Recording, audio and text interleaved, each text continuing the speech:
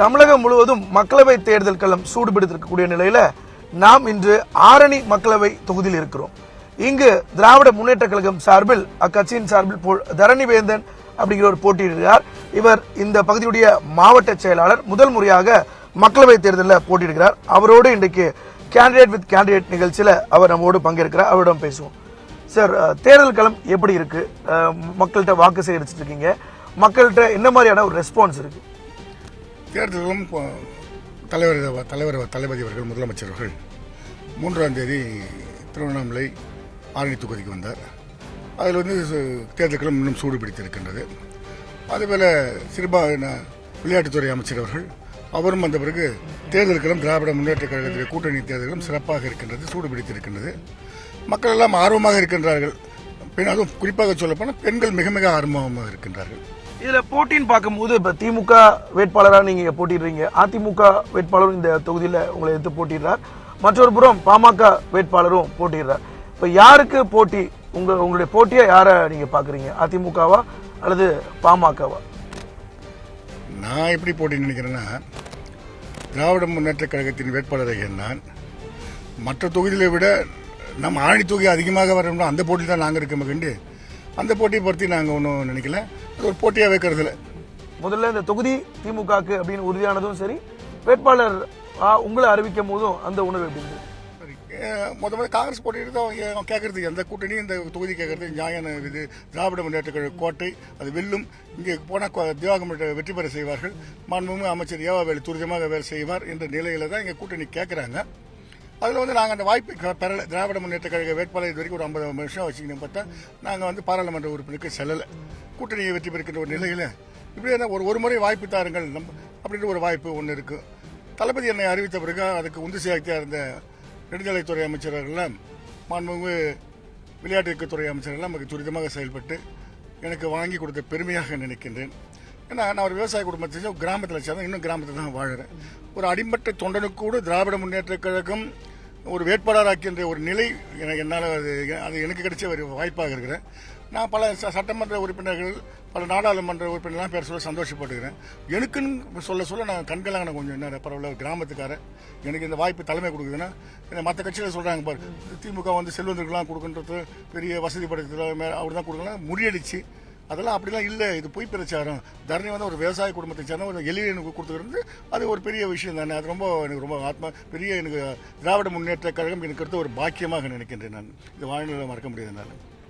குறிப்பா ஆரணி தொகுதியை பொறுத்தவரை பார்த்தோம் அப்படின்னா இதுல ஒரு 6 சட்டப்பேரவை தொகுதியை உள்ளடக்கிய ஒரு மக்களவை தொகுதியா இருக்கு. இதுல பெரும்பாலான எளிய மக்கள், அதே போல விவசாய மக்கள், ஏழை கூலி மக்கள் இருக்கக்கூடிய ஒரு தொகுதியா இருக்கு. அவங்களுடைய எதிர்பார்ப்பு என்னவா இருக்கு? நீங்க வாக்கு சேகரிச்சுட்டு போகும்போது அவங்களுடைய எக்ஸ்பெக்டேஷன் என்னவா இருக்கு? தமிழக முதல்வர் சிறப்பாக ஆட்சி செய்யல. இன்னைக்கு மகளிர் திட்டம், மகளிர் உரிமை திட்டம், இன்னைக்கு மகளிர் குழு தள்ளுபடி, இன்னைக்கு விவசாய கடன் தள்ளுபடி அப்படின்னு ஒரு ரீச் ஆகிட்டாங்க. அதுவும் காலை உணவுலாம் ரொம்ப அருமையாக இருக்குங்க. காலையில் உணவுலாம் பார்த்தீங்கன்னா இப்போ கிராமத்தில் பார்த்து குழந்தைங்க பழைய ராத்திரி சோத்தில் தண்ணி ஊற்றி வச்சுட்டு குழந்தைங்க சாப்பிடுன்னு போயிடுற நிலைமையில் பார்த்தா அந்த குழந்தைங்க போய் உப்புமா சாப்பிட்றது, இட்லி சாப்பிட்லாம் ரொம்ப அவங்க பெற்றோர்களுக்கு ரசிக்கிறாங்க.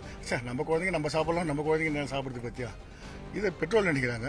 ஆனால் தமிழ்நாடு பொறுத்த வரைக்கும் மற்ற குழந்தைங்களாம் தான் குழந்தை தான் பேரெல்லாம் நினைச்ச தலைவர் இது பெரிய அச்சீவ்மெண்ட் பண்ணியிருக்காரு அந்த விஷயத்தில். அதுமாதிரி மகளிர் உரிமைத்தொகை நல்லா ரீச் ஆகிடுச்சு.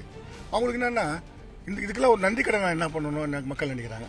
அந்த நன்றி கடன் என்னன்னா அது திராவிட முன்னேற்ற கழக வேட்பாளரை கூட்டணி வேட்பாளரை ஜெயிக்க வச்சு தான் நன்றி கடனா இன்னைக்கு மக்கள் உருவாகுகின்ற சூழ்நிலை, எதிர்பார்க்கிற சூழ்நிலை, அது நன்றி கடனாக நினைக்கின்ற சூழ்நிலை தான் தமிழ்நாட்டில் உருவாகி இருக்கின்றது.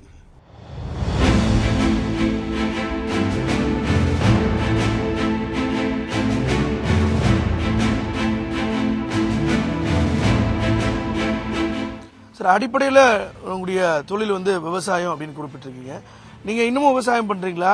அதை பற்றி கொஞ்சம் சொல்லுங்க. உங்களுடைய அந்த நேரத்தை பற்றி கொஞ்சம் சொல்லுங்கள். ஒரு விவசாய குடும்பத்தை சேர்ந்தவன் தான். இன்னும் நான் தொடர்ந்து சின்ன வயசுலேருந்து விவசாயம் தான் பண்ணுறோம். இன்றைக்கி வரைக்கும் விவசாயம் பண்ணுறோம். இப்போ கூட ஒரு 20 ஏக்கரா நட சைடு நெல்லாம் அறுத்தோம்.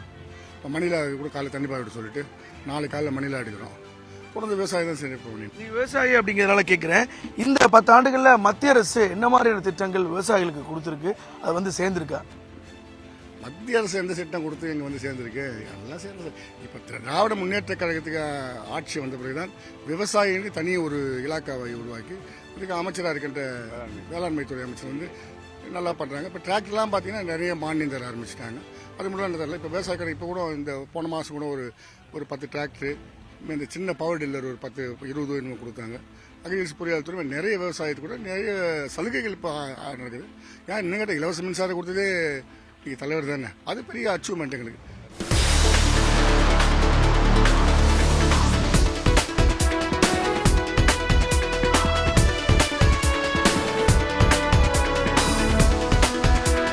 சார், இப்போ நீங்கள் இந்த தொகுதியில் வந்து எளிதில் அணுகக்கூடியவராக இருக்கீங்க அப்படிங்கக்கூடிய பட்சத்தில் எதெல்லாம் உங்களுக்கு சாதகமான அம்சம் நினைக்கிறீங்க? வெற்றிக்கான சாதகமான அம்சம் என்னெல்லாம் உங்களுக்கு இந்த தொகுதியில்? முதல்ல சொல்லிட்டீங்க, நான் எளிமையாக அணுகக்கூடியன்னு ஒன்று. தமிழக முதல்வருடைய திட்டங்கள் தான் பெரிய சாதனைங்க. நீங்கள் அறிவிச்சிருக்கிற திட்டங்கள்லாம் மக்களை மக்களாக வந்து முன்னிருந்து நான் ஓட்டு போடுறேன் கை காமிக்கிற அளவுக்கு இருக்குன்னா அது தமிழக முதல்வருடைய திட்டங்கள். இந்த பகுதியை பொறுத்த வரைக்கும் மாண்புமிகு நெடுஞ்சாலைத்துறை அமைச்சர் இங்கே இருக்கிற சாலைகள், இங்கே சட்டமன்ற உறுப்பினர் வைக்கிற கோரிக்கைகள், இங்கே பார்த்தீங்கன்னா வந்தவாசியை பொறுத்த வரைக்கும் 2 சட்டமன்ற உறுப்பினர் வந்து அவர்கிட்ட கேட்டாங்க இல்லையா 10 கோரிக்கைகள். அதில் வந்து அந்த கோரிக்கை நவீன மருத்துவ ஆகிறதுக்குடைய முயற்சிகளில் 5 கோடி ரூபாயில் 2 ஹாஸ்பிட்டலு அதெல்லாம் இப்போ ப்ராசஸ் நடந்துன்னு இருக்கு. அதெல்லாம் ஒரு இந்த பகுதியை பொறுத்த பிளாஸ். ஒவ்வொரு ஆரணை பொறுத்த வரைக்கும் அங்கே இருக்கிற பட்டுப்பூங்கா அமைக்கிறதுக்கு, செஞ்சியை பொறுத்த வரைக்கும் அங்கேருந்து நிலத்திட்டு அங்கே இருக்கிற மாண்புமிகு வெளிநாடு வாழ்த்துறை அமைச்சர் அங்கே இருக்கிற பண்ணிக்கிற சேவைகள், மொத்தத்தில் தமிழக முதல்வர் திட்டங்கள் எங்களுடைய பெரிய வாக்கு வங்கியாக இருக்கிறது. இந்த தொகுதியில் ஏறக்குறைய 14 லட்சம் வாக்கு இருக்காங்க. ஏறக்குறைய 14,96,000 வாக்கு இருக்காங்க. அதில் சரிபாதியா பெண் ஓட்டு வாக்குகளும் இருக்கு. ஏறக்குறைய 7.5 லட்சம் வாக்குகள் இருக்கு. பெண்களுடைய ஓட்டு அப்படிங்கிறது இந்த முறை திமுகவுக்கு வருவதற்கான வாய்ப்பு என்னெல்லாம் இருக்கு? 15 லட்சம் பேரில் வந்து 50% மேலே பெண்கள் வாக்கு தான் இருக்காங்க. ஒரு காலத்தில் பார்த்தீங்கன்னா எம்ஜிஆர் இருக்க சொல்ல, ஜெயலலிதா இருக்க சொல்ல பெண்கள்லாம் வந்து போட்டாங்க. ஒரு சதவீதம் கொஞ்சம் அதிகமாக போடுவாங்க. எப்பெல்லாம் அதிமுக ஜெயிக்குதோ அது பெண்கள் ஓட்டு அதிகமாக இருக்கிற காரணம். எப்பெல்லாம் திமுக ஜெயிக்குதோ அப்போ ஆண்கள் அதிகமாக ஓட்டு போகிறது அது காரணமாக அமைஞ்சுது. இப்போ ஒரு சமீபமாக உள்ளாட்சியை பொறுத்தவரை இடையில் ஏற்பட்ட தேர்தல்கள், தலைவர் பெண்களிடத்திலே காட்டுகின்ற திட்டங்கள், பெண்கள் உரிமை தொகை, பெண்களுக்கெல்லாம் உள்ளாட்சியில் 50 விழுக்காடு எல்லாம் தந்ததில் வந்து இன்னைக்கு பெண்கள் ஓட்டு சதவீதம் அதிகமாக இருக்குது திராவிட முன்னேற்ற கழகத்துக்கு. இப்போ பார்த்தீங்கன்னா ஆண்களை விட எம்ஜிஆருக்கு இருந்ததை விட ஜெயலலிதாக்கு வந்து சதவீதம் கூடி இருக்கு பெண்கள் ஓட்டு திராவிட முன்னேற்ற கூடி இருக்கிறது. அந்த எழுச்சியை நான் அங்கேயே பார்க்குறோம். இப்போ பார்த்தீங்கன்னா வந்து இன்னைக்கு இலவச பஸ்லாம் வந்து உரிமையாக சொல்ல பஸ் பார்க்குறோம். அதெல்லாம் ஒரு பெரிய ப்ளஸ் பாயிண்ட். பெண்களை வந்து வாக்கு சதவீதம் கூடி இருக்கிறது என்பது உண்மை. நீங்க வெற்றி பெற்றா இங்க இந்த ஆரணி தொகுதிக்கு என்னெல்லாம் தேவை இருக்கு, இதெல்லாம் கொண்டு வருவீங்க, அதுக்கான ஒரு வாக்குறுதி என்ன இருக்கு? இந்த தொகுதி ஆரணி தொகுதியை பொறுத்தவரை திண்டிவனத்தில் இருந்த நகரி ரயில் பாதை நிலங்கள் எல்லாம் எடுக்கப்பட்டு அது கையகப்படுத்தப்பட்டு அந்த பணிகள்லாம் ஆரம்பிக்கப்பட்டு மெத்தனமாக இருக்கிறது. அதை துரிதப்படுத்துவோம். வந்தவாசியை பொறுத்து பாய் நெசவாளர்களே இந்த இந்தியாவில் வந்து 2வது இடத்தை வகிக்கக்கூடிய வந்தவாசி பகுதி, அதுக்கு உண்டான பகுதிகளை பார்ப்போம். வந்தவாசியை பொறுத்தவரை இங்கே வந்து ஒரு கலைக்கல்லூரி, விவசாய சம்பந்தப்பட்ட ஒரு கல்லூரி இங்கே கொண்டு வருவதற்குள்ள முயற்சிகள் நடப்படும். ஆரணியை பொறுத்தவரை பட்டுப்பூங்கா, அங்கே அங்கே இருக்கின்ற நெல் உற்பத்தியாளருக்கு வந்து என்னன்னா 25 கிலோ ஒரு அரிசி வாங்கினோம்னா அது ஜிஎஸ்டி, 25 கிலோவுக்கு மேலே வாங்கினா ஜிஎஸ்டி இல்லை. இது வந்து அங்கே இருக்கிற வாழ்வாதார மக்களை, அதாவது குடும்ப பெண்களை பாதிக்கக்கூடிய இந்த ஜிஎஸ்டி முறை அதை நீக்குவதற்கான முயற்சி பண்ணுவோம். மயிலம் பகுதி செஞ்சி பகுதியெல்லாம் எடுத்திங்கன்னா செஞ்சி வந்து கோட்டை உள்ள பகுதி, அதை சுற்றுலா தலமாக ஆக்குவதற்குரிய முயற்சி. மயிலத்தை பகுதிக்கு உளுந்து நிறைய விளையுது, அங்கே உளுந்து கொள்முதல் நிலையம் அமைக்கிறதுக்கு. அது மாதிரி போலூர் பகுதி எடுத்துக்கொண்டால் அங்கே ஒரு நெல் உற்பத்தியாளர் கிடங்கு ஏற்படுத்தி, தானிய கிடங்கு ஏற்படுத்திருக்கிறதுல அங்கே நெல் அதிகமாக விளைகிற பகுதி, அதுக்குண்டான முயற்சிகள் பண்ணுவோம். நீங்க வேட்பாளர் அறிவிச்சு பிரச்சாரம் பண்ணிட்டு இருக்கீங்க. உங்களுக்காக அண்மையில முதலமைச்சர் திருவண்ணாமலை வந்து பிரச்சாரம் மேற்கொண்டார். நீங்க வேட்பாளர் அறிவிச்ச பிறகு முதலமைச்சரோ அல்லது விளையாட்டுத்துறை அமைச்சரோ சந்தித்து பேசிங்களா? உங்களுக்கு அந்த அந்த கூட்டம் எவ்வளவு நம்பிக்கை கொடுத்தது? அது மாண்புமிகு விளையாட்டுத்துறை அமைச்சராக இருந்தாலும் சரி, தமிழக முதல்வராக இருந்தாலும் சரி, எளிமையான அணுகுமுறையை பின்பற்றக்கூடியவர். திருவண்ணாமலையே பார்த்துருப்பீங்க, மக்களோட மக்களாக டீகளில் போய் டீ சாப்பிட்டு குழந்தைங்களோட பழகி, அதே மாதிரி வந்து விளையாட்டுத்துறை அமைச்சர் அந்த அளவுக்கு தான் இருந்தார். 2 பேரும் பார்த்து எனக்கு வாழ்த்து சொன்னார்கள். வாழ்த்துக்கள் 2 பேரும் சொன்னாங்க. திருவண்ணாமலையில் உங்களுக்கும் திருவண்ணாமலை வேட்பாளருக்கும் ஒரு ஆதரவு கூறி ஒரு பெரிய பிரம்மாண்டமான ஒரு மாநாடு நடத்தினார். அது எந்த அளவுக்கு நம்பிக்கையை அதான் நீங்கள் சொல்கிறீங்களே, இப்போ வந்து பெரிய பிரம்மாண்டமான ஒரு கூட்டம் இல்லை, அது மாநாடு தான். தலைவரே சொன்னார், இது ஒரு பெரிய மாநாடு. இது வரைக்கும் ஒரு தமிழ்நாட்டில் நடந்த பிறகு மாநாடு எவ்வளோ இருக்குமோ அவ்வளோ கூட்டம் வந்திருக்காங்க. அது மக்கள் எழுச்சியாக வந்த கூட்டம். தலைவரை பார்க்க வேண்டும், அவர் திட்டங்களை கேட்க வேண்டும் என்று என்ன சொல்கிறாங்க, என்ன அறிவிக்கிறாங்கன்னு தான் அந்த வகையில் வந்தார்கள். அந்த பக்கத்தில் வந்து ஆரணிப்பதில் புதிய சர்க்கரை ஆலை இதையெல்லாம் அறிவிப்பு ரொம்ப டெவலப் பண்ண விஷயங்கள். அப்படி அவர் வந்த பிறகு இன்னும் வாக்குகள் வந்து இன்னும் அதிகமாக பெறக்கூடிய வாய்ப்பு பெற்றிருக்கின்றது திராவிட முன்னேற்ற கழகம். செய்யார் பகுதியில் சிப்காட் வேணும்னு ஒரு நீண்ட நாளா அது பெரிய கோரிக்கையா இருக்கு. அதை பத்தி உங்களுக்கு கருத்து என்ன? வெற்றி பெறக்கூடிய பட்சத்தில் அந்த சிப்காட் இங்கே அமைவதற்கான வாய்ப்பு இருக்கா? செய்யார் இருப்பது இன்னைக்கு வாழ்வாதாரமே. ஒரு காலத்தில் பார்த்தீங்கன்னா இங்கே பெண்கள் எல்லாம் தவித்த நிலைமை பார்த்துருக்கோம். நீங்கள் சிப்காட் வந்த பிறகு தான் ஒரு ஷிஃப்ட்டுக்கு 10,000 பேர் வேலை செய்கிறாங்க நீங்கள் பார்க்குறீங்க. இப்போ கூடுதலாக வர்றது அப்போ இருந்த ஆட்சி வந்து ஏடிஎம்கே ஆட்சியில் இந்த நிலம் தான் கையகப்படுத்துகிறாங்க. அந்த கையகப்படுத்திய நிலங்களை இப்பொழுது நாங்கள் வந்து அதெல்லாம் எடுத்து அதுக்கு உண்டான பணிகளை செய்து கொண்டிருக்கின்றோம். அங்கே ஒரு 3000 ஏக்கர் இருக்குது. ஆனால் அங்கே பிளாட் போட்டிருக்காங்க பாருங்கள். வெளியூரில் நிலம் வாங்கிட்டு இடம் வாங்கிட்டு பிளாட் போட்டிருக்கோம்லாம் அது தூண்டி விடுறாங்கன்னு சொல்லணும். அங்கே போராட்டம் நடத்துகிறவங்களாம் யாரை பார்த்தா உள்ளூர்கார் கிடையாது, வெளியூர்கார் தான். ஏதோ ஒரு சிப்காட் அமைச்சா ஒரு விவசாயத்தில் பார்த்தீங்கன்னா ஒருத்தர் பாதிக்கப்படலாம். ஆனால் அந்த ஒரு 5 ஏக்கரா இருக்குது, அது ஒரு எடுக்கிறாங்கன்னா ஒருத்தர் பாதிக்கப்படலாம்.